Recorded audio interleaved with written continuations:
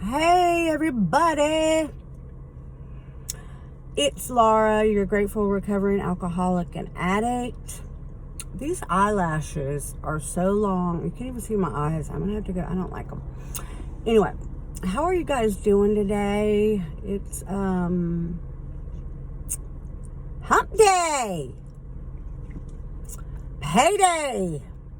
About to walk in here. I've had a pair of tennis shoes.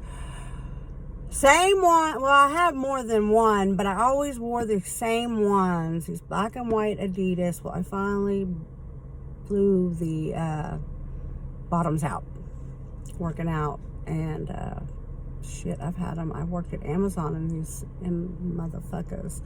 So they shout out to Adidas. They lasted a long time. So I'm going into shoe carnival.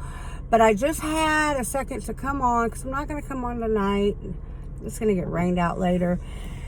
And I don't want to be so self-absorbed. I've already got this group thing going. But I just did go do some service work. It wasn't much at all. I moved some boxes. But it was some, when you're asked to do something for someone in recovery, you definitely want to do it if you can. And so I went and did that. So I just wanted to come on. And, I used to have, my mentality was so different than it is today. And what I mean by that is I wouldn't even I probably wouldn't want to come out of the house if I was high. I mean, it went both ways with me. I would either be outside, wanting to do all kinds of shit. It just depended on the shit. God, how many times I did shit that made me mean. Then the other shit made me beautiful. Oh, God, it was all a facade, though. Man. But what I'm saying about the mentality is I wouldn't take the time to go help anybody. It only took, I didn't even know how long it was going to take because I didn't care. If somebody needs me, I try to be accountable. If I say I'm going to do it, I'm going to do it. So back then, you didn't, it's going to take, I couldn't make a plan and stick to it. And not if it didn't, you know what I mean? So now it's just like, people can count on me now. Or I can count on me. Because, back in my addiction, people could count on me. What I'm trying to say is I couldn't count on me. I gave up on myself a long, long time ago when I was just a little girl. Just never knowing my worth because I was doing drugs that masked the way that I felt. I didn't even know how. I'm starting to feel, I just remembered something too that I hadn't thought about, and I'm not even ready to share it with you. All for drugs. But I will. I'm gonna call the person that I was with, a girlfriend of mine. We were just teenagers, young teenagers, stupid teenagers, young, wild, and free. Little did I know I was putting on the chains of addiction way back then. But I'm going to ask her if she remembers it, because it just came to me 45 fucking minutes ago.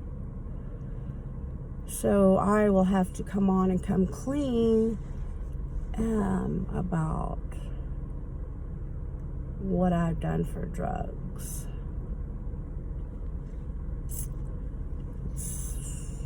Not only did I let my life pass me by, you know, I sold my soul for drugs. Not even knowing, because I was already fucked up. I'm just now learning that I do have a soul. That, you know, I feel. My feelings back then were masked with drugs. Like I said before, I didn't use every day. It wasn't like that. But I had drugs in my system. And that what bothered me all the time, because I raised 2 children,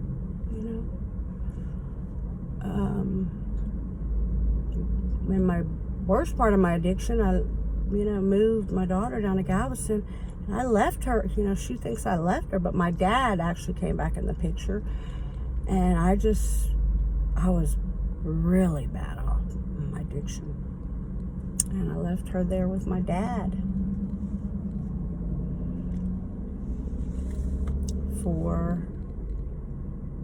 because I didn't want her to be around me. She was getting to that age where she could see and notice, and I didn't even think about quitting. I did, because that was like 2014, and that's when I met my fiance, and I told him I'm a drug addict. That's when I started doing it by myself, and I told him to run. Thank God he didn't run. We're sober today. I was going to start off a story. So I was doing these weddings, and they gave a bunch of alcohol away. This wedding's probably been 3 months. So I took a 12-pack of Blue Moon, because I know he likes that. I was in the refrigerator a minute ago. I was telling the story a couple days ago, and then my ADD kicks in, and a yellow butterfly goes by, and I forget what I'm saying, but it comes back to me. There's still a beer in the refrigerator.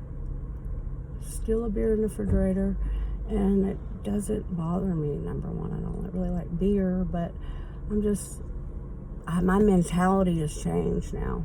I don't want to be 54 years old at a bar. I just don't. I don't. Going to Painting with a Twist, my sponsor, my grand sponsor, where I just left. I was like, hey, I saw Painting with a Twist sign in Louisiana. She was like, oh my God. She was an avid Painting with a Twist girl. I just cashed after $40, and I'm going on August 5th. I can't, and it's a tree with a bunch of different moons above it.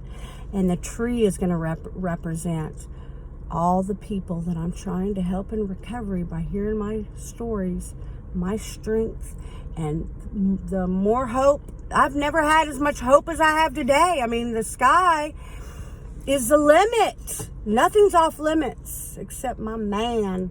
But you know what I'm saying? I'm trying to be funny. You know what I mean? I mean, it's like I feel like I can do anything now that I don't have drugs and alcohol in my system. I'm so proud of myself for being able to walk into Chuck E. Cheese and in my mind saying, I don't have drugs in my system. Something happens to little baby Ava right now, and God forbid, but this is how dramatic my thinking is. They give me a drug test and I will be okay. So that's the best feeling in the world. So mentality will change the longer that you are walking the life of sobriety. I said on my page, I'm not walking a straight line. Never that, because I'm crazy. But, I'm trying to do the best I can. I want you to try to do the same thing, and have a blessed day. Stay clean, stay sober. If you're sick and suffering, reach out. It's never too late to change. I'm walking and talking proof. I have 600 and I believe 94 days of continuous sobriety. and I'm not stopping. Bye.